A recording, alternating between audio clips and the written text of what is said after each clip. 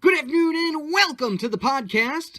I'm Nick Drago. Coming up after the break, we got NBA action as OKC took on the Toronto Raptors crunch, followed by some good old hockey talk, and we highlight all the action from March Madness as the NCAA tournament is heating up. So keep those buds in your ears because sports is next. Caw-caw!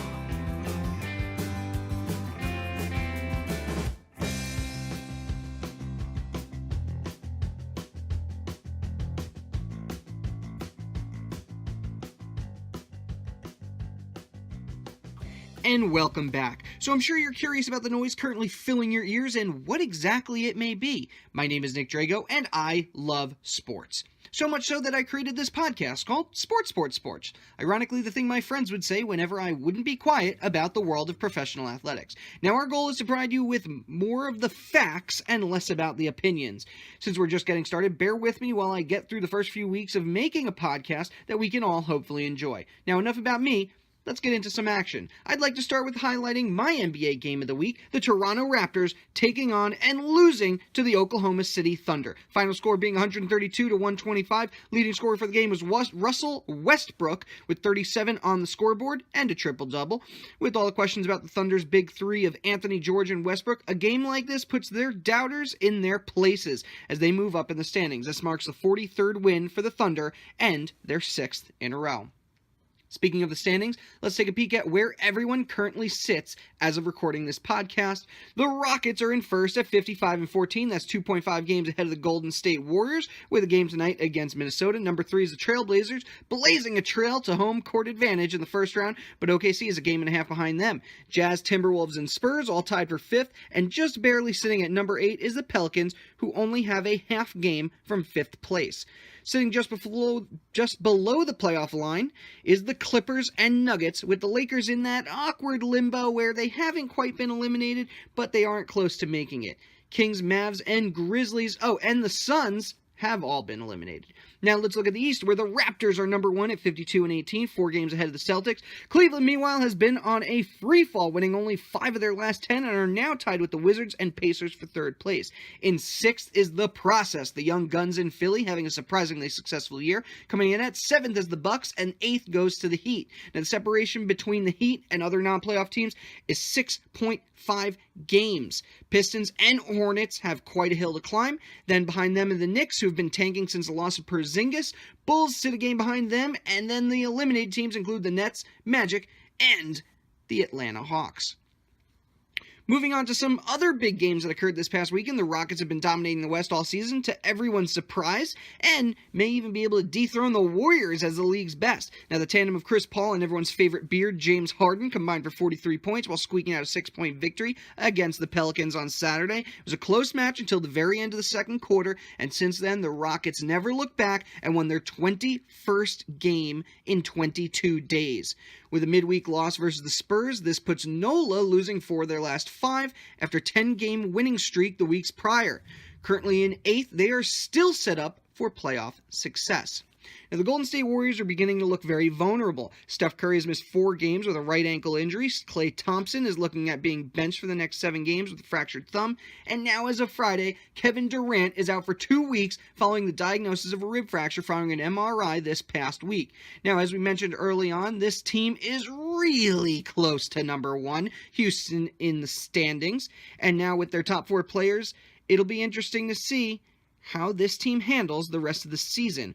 Warriors are 2-3 in their last 5 games, with the Spurs awaiting them Monday night.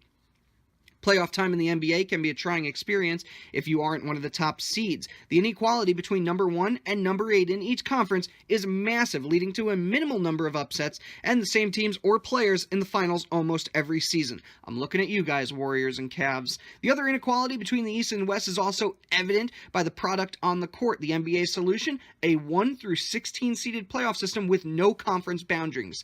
The idea has been kicked around by the commissioner Adam Silver back in February, but on Friday he announced it was unlikely to happen and that the league is far from a place where there's a solution. Now, the best part of the NBA is, of course, the drama that goes on off the court, and no other player personifies that drama like LeBron James of the Cleveland Cavaliers. With his contract expiring at the end of the season, many believe King James will look to play elsewhere. He's already established his goals of winning one for Cleveland. The question now is if he wants to try and win another or ride off into the sunset, regardless of the Cavs' results this year.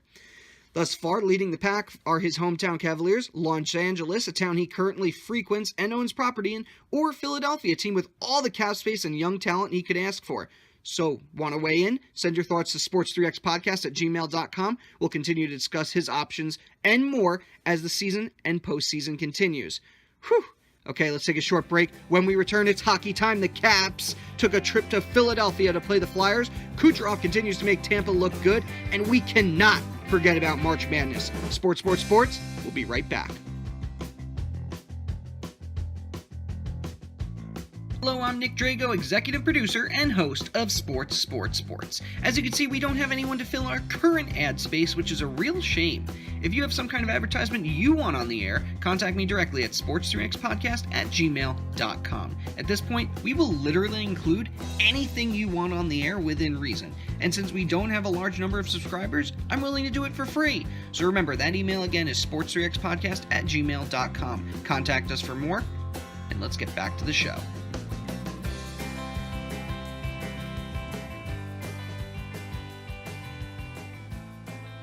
And welcome back. It's time to discuss the current state of the NHL, starting with the Metropolitan Division, where the Capitals and Flyers faced off on Sunday. Washington's been playing like a juggernaut, as usual, thanks to the red-hot Russian superstar and newest member of the 600-goal club, Alex Ovechkin. However, against the Flyers, Ovi put up one of the only 2 goals as the Caps lost to Philly. Flyers ended up with 6 in the net. Philly's been fighting with Pittsburgh and Washington for control of the division all season, and with only 9 games to go, they are running out of time. They play the Red Wings on Tuesday. Now, the rest of the East is looking like this. From the Metro, the Capitals have a small 2-point lead over the Penguins. Flyers, with this recent win, are in third, just a game ahead of the wild-card hopefuls Columbus. The Devils, who looked like the runaway favorites over a month ago, now sit in the second wild-card slot at 82 points. Rangers have a .500 record and are 10 points behind their rivals across the river, with the Hurricanes and Islanders battling out for last place in that division. Now, all these teams still have a shot at playoff contention, and believe me when I say any one of them can squeeze in on a hot streak. From the Atlantic, the Lightning are barely on top at 102, followed by the Bruins and Leafs. All 3 have better records than the Atlantic teams. The Panthers are fighting hard for that other playoff spot at 77.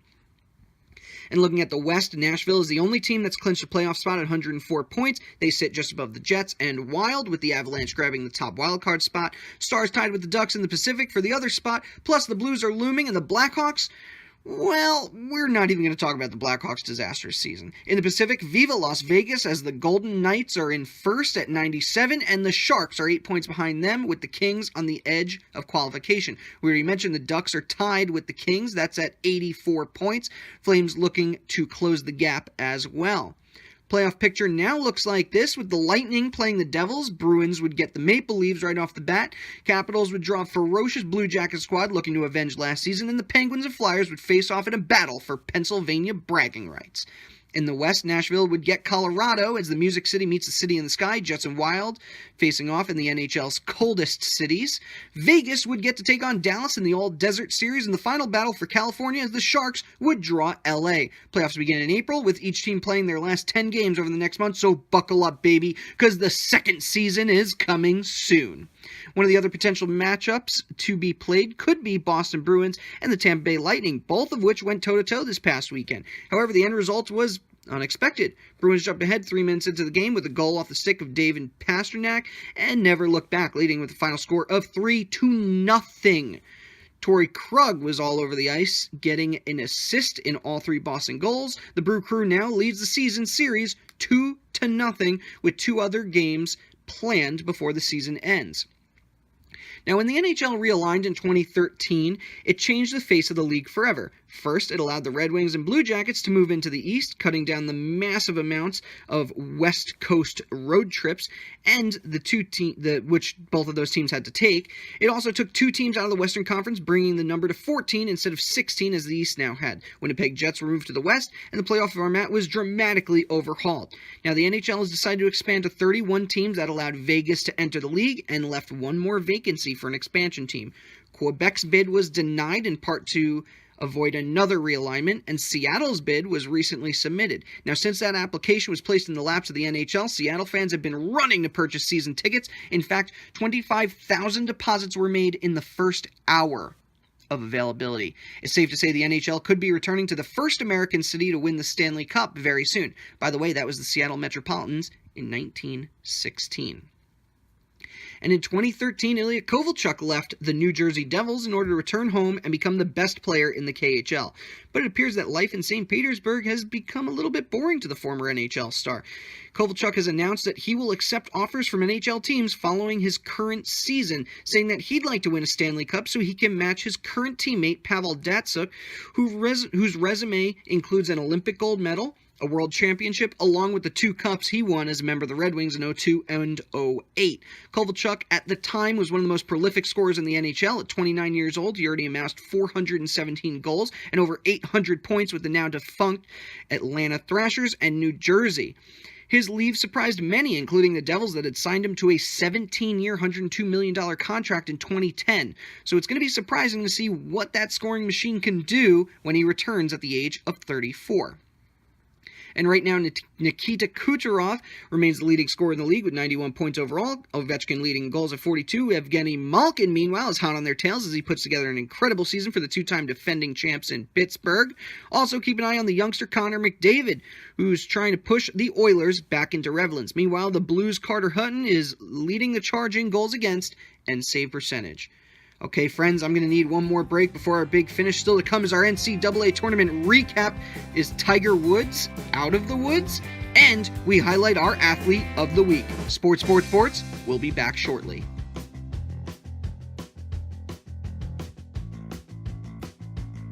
Hi, Nick Drago again. It looks as though none of you have contacted me yet to advertise through our podcast. Should I say this again? Sports is literally offering free advertising as we work to build up our viewership. I don't care if my mom's the only one who listens to this podcast. I need to have something present during these breaks, and I'll advertise anything within reason.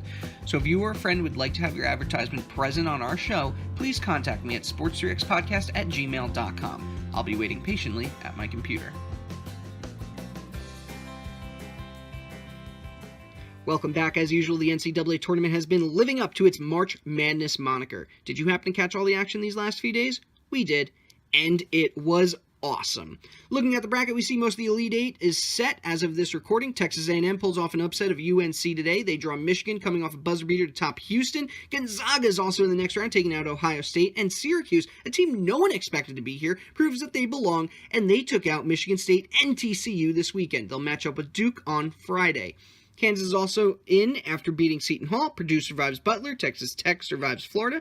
And those were in 2 close matchups, but both of those teams will face each other next. Also, Nova continues to make other opponents look like cupcakes. Kentucky's already guaranteed their spot. And Loyola Chicago is another surprising contender, getting a last-second victory over Tennessee to move up. The biggest upset, however, may very well go down as one of the greatest sports stories in history. Now, I'm very familiar with UMBC from my time covering the Americas Conference, but many out there have probably never heard of the small school located in Baltimore. In fact, the team's name stands for University of Maryland, Baltimore County. This is the same team that beat my alma mater, Hartford, in the conference semis and barely upset regular season champion Vermont in the America East Finals. Going into this game, the entire America East Conference was 1-20 in the Big Dance. That's a .048 winning percentage for you math wizards at home. The Retrievers came out strong in the first, keeping it close and tying the game at the half, but erupted in an onslaught of threes towards the end against number 1 seeded Virginia. They had only 2 prior losses this season, and this team, they were expected to win it all. And now they go down as the first 1 seed in 135 games to lose to a 16.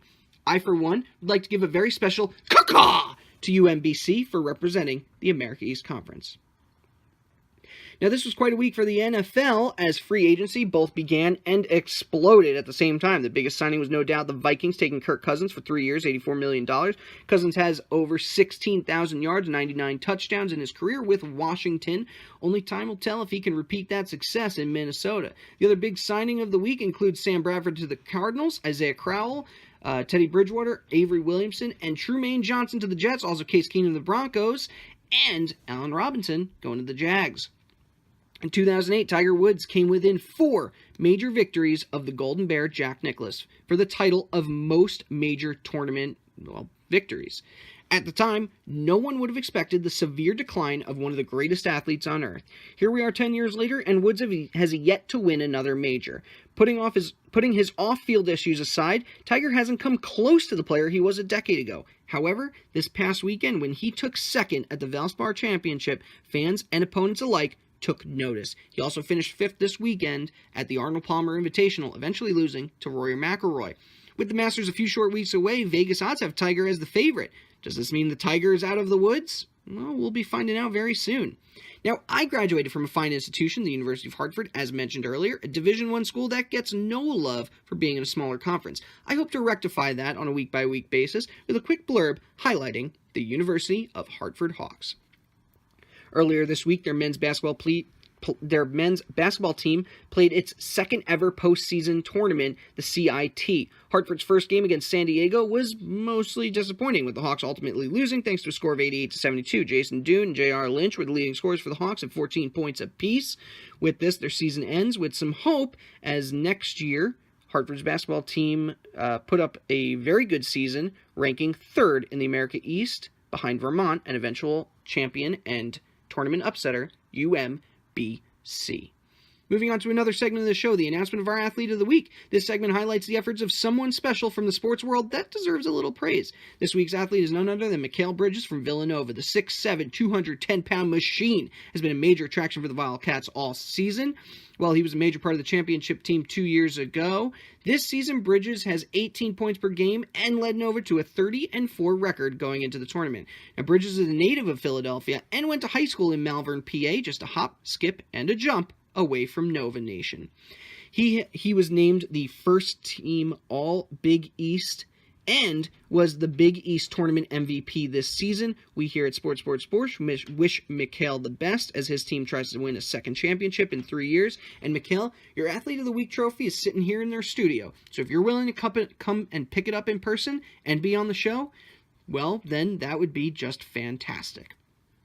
Now, as we close out the show today, I hope to answer questions from you, the fans. And while I don't have questions to answer at this time, I'll just spend a few minutes plugging my own show. Sports, or Sports 3X is still a fairly new podcast and looking to hear from its fans. I'd like to know what you want to hear. My goal here is to do 2 things. 1, bring you sports news, and 2, let's have a little fun. Questions you may have about me or the program itself are welcome, along with generalized sports questions, comments, and concerns. Anyone who likes, shares, or comments on my podcast or YouTube versions, let me know. You very well could have your name read on the air, and you can include a special message along with it. We're still looking for advertisers, as you probably heard from our many commercials. The best way to contact me is through our email, sports3xpodcast@gmail.com. I apologize, I found that to be a little humorous. Okay, my favorite comment of the week belongs to our beloved friend of Sports, Mr. Patrick Gagin, who states, "I'm not sure there's anything in this world I care less about than sports, but I'm looking forward to every episode." Such kind words. Thank you, Patrick. Another comment comes from Jamie Grum, which says, "This is actually really awesome, and I may get more into sports because of this." So there you have it, folks. Our show is a hit with non-sports and sports fans alike. So remember to like, comment, and or share to have your name and message read on the air. And yes, that rhyme was intentional. Special thanks now for today's show go to a slew of individuals, including my fiancée, Johanna Albert, for the design and color scheme of our awesome logo. Trust me when I say the original design was hideous by comparison. The University of Hartford and the beloved Hartford Hawks, gmail.com, for hosting our webpage. And of course, our theme music is a song called Golden Sunrise by Josh Woodward. A link to his website is included in our show notes. Also, thanks for friends that liked or commented on my page, including Patrick Gagin, Jamie Gum, and my old college co-host, Jorge Pajares. Thanks to our first YouTube subscriber. My name is Nomptful. Great name. Special thanks to my future mother-in-law, Mary Kay, for sharing us on Facebook, plus my own mother for sharing as well. And it's her birthday this week, so happy birthday. Also, thank you to others that reached out in the last week, including Joe Calabro, Big Dog Ross Castaldo, and the rapping CPA Petty Cash. Of course, last but not least, a special thanks to you, the fans, for taking the time to listen to little old me. Now, I'm looking forward to getting to know each and every one of you as we go down this journey together. But before we go, some upcoming games for the week. Celtics Thunder, Tuesday night. That's March 20th. Cleveland and Toronto on Wednesday. For hockey, Tampa Bay and the Maple Leafs Tuesday. Playoffs are coming in hot for both sports, so you don't want to miss a thing. Plus, a return to tournament play this week as we barrel closer to the Final Four. Opening day for baseball swiftly approaching, so buckle up for the Yankees, Red Sox, Astros, Dodgers, Nationals, and Indians looking to compete this season. Boy, it's going to be one for the ages. So remember, comment, email, subscribe, give me a big hug, send smoke signals to the sky, and tell the Jets to please draft a quarterback in the first round. Thanks again for listening and allowing me to intoxicate you with my voice. Remember, our email is sports3xpodcast@gmail.com. My name is Nick Drago, and I hope you all had a lot of fun. Maybe as much as I did. See you next week, friends.